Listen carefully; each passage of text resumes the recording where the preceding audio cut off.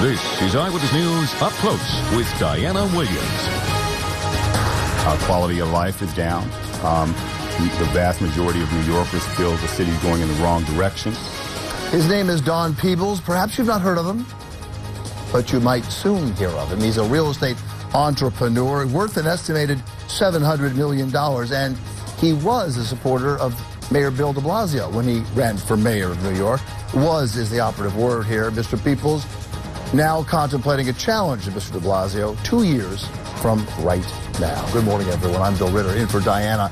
Mayor de Blasio ran as a liberal progressive candidate, and he has pushed that agenda after becoming the first Democratic elected mayor of New York in 20 years. Now, a flood of possible candidates coming forward, touted, rumored, talked about to challenge BDB. Those are his shortcut initials. Is he vulnerable? If so, how much? And why take on an incumbent?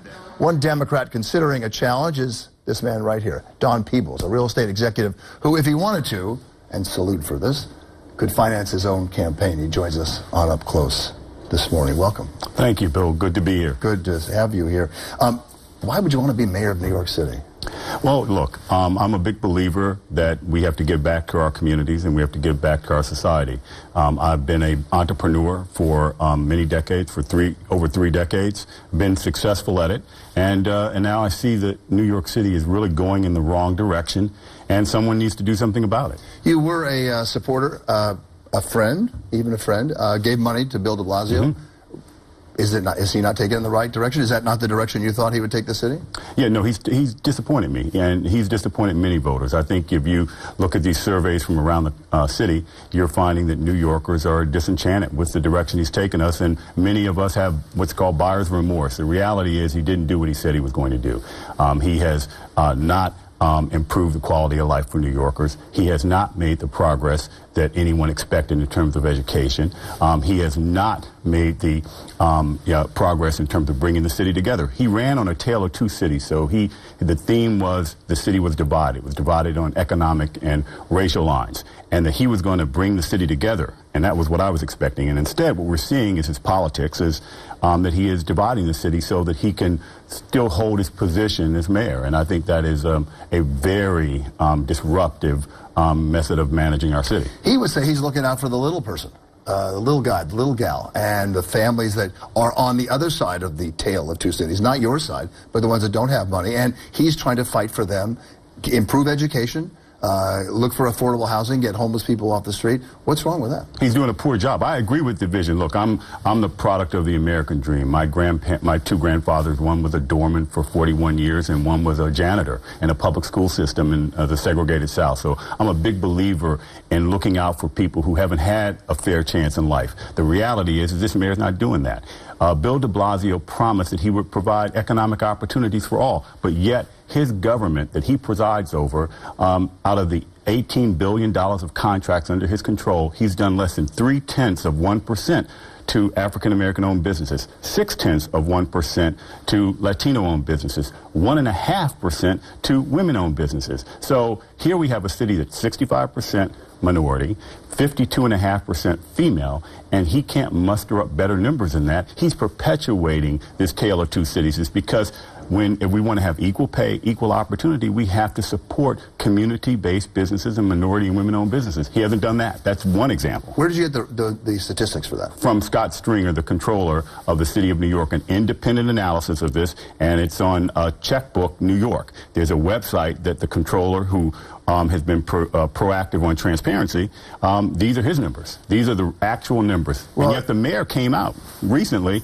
saying new numbers. In reaction to my criticism, he issued a press release, got some of the people who he has supported for office, and tried to spin his way out of this, and it didn't work out for him.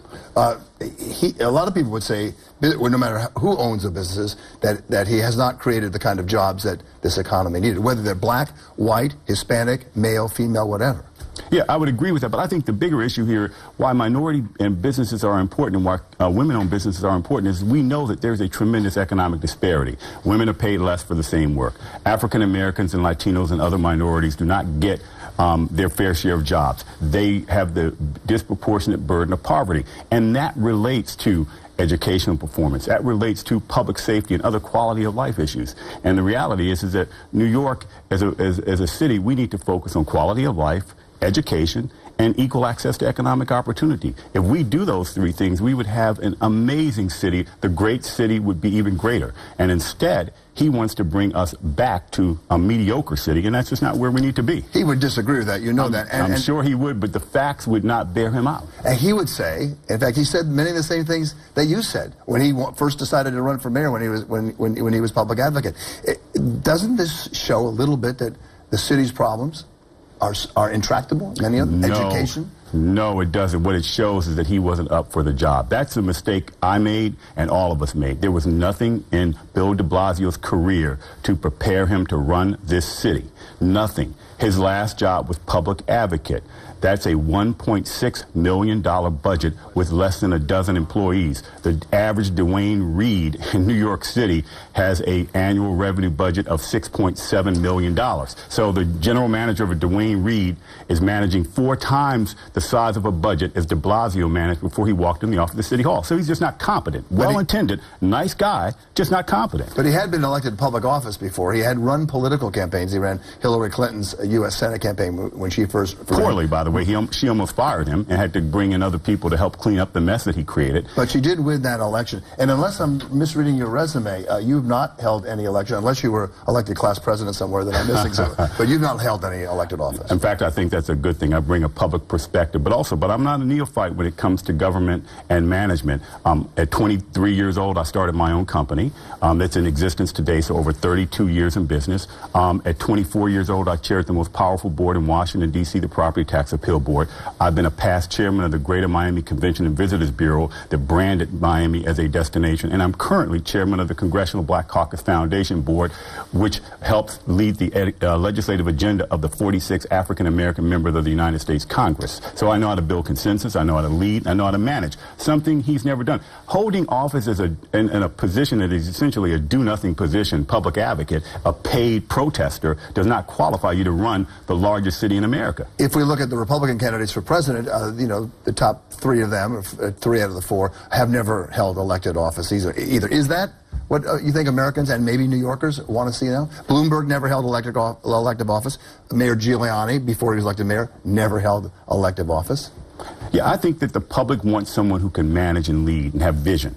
They don't want the typical politician because they do what Bill de Blasio does. They're spin doctors. Bill de Blasio spins the statistics on education. He spins the statistics on minority contracting. He said we just came off the safest summer in history, but yet as of Monday, 21 more human beings were murdered in New York City than last year. So he just spins, and people are fed up with that. They want someone who can get the job done. And in my world, in the business world, doing nothing or keeping the status quo or making baby steps puts you out of business. You're ahead of the curve a little bit on this, and certainly ahead of the other Democrats who are saying, well, I'm toying with the idea.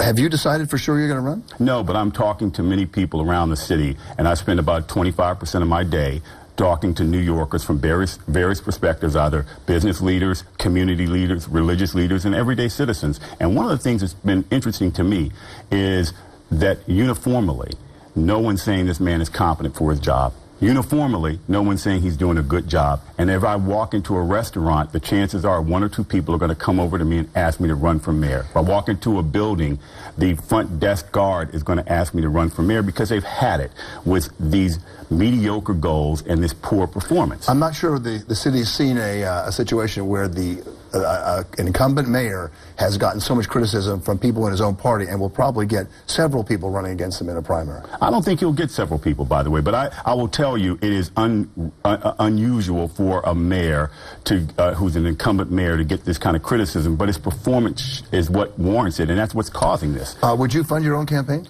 Yes, I would fund my campaign significantly in the vast majority of it, and you know, my plan is to fund it all.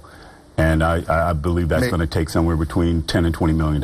Michael Bloomberg spent $100 million, more than $100 million, the last time out. It cost him about almost $200 a vote, and he barely made it. Well, that's a heavy lift. He was a Republican, a business person. He was also an incumbent for 2 terms. Yeah, but a Republican incumbent. I'm a different type of candidate. I would be a different type of mayor. I'm a progressive person. I believe in the access to equal opportunity. I believe that the government has a role in providing an environment for opportunity. I believe in a public education system along with charter schools. I believe there's a role there. So I'm a different type of candidate, and I think I will, I'm not going to buy the election.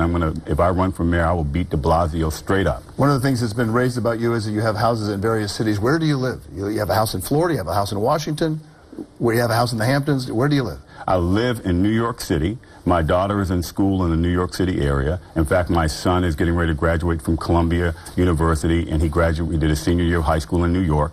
And I'm a major property owner in New York as well. Finally, one thing. You do not like the description of you as one of the wealthiest black Americans in the country. Why not? Well, because I think in itself that's almost a divisive statement. Look, I understand the thinking here is that African Americans have had to struggle, but the reality is I'm a business person. I want to be judged as a business person, just like if I were mayor of New York City, I would want to be judged as mayor of all of New York City. Your campaign going to be the People's Choice? Good idea. Yeah, I'm just wondering. Very good idea. I like that. Well, good luck to you. And we hope to have Mayor de Blasio on the show to talk about some of the criticisms. And we wish you good luck and hope to see you again. Great. Thank you, Bill. Thanks for having Peebles, me. thank you very much. Perhaps a possible candidate for mayor of New York and once Bill de Blasio's friend. When we come back, we're going to switch gears. More than 122,000 people.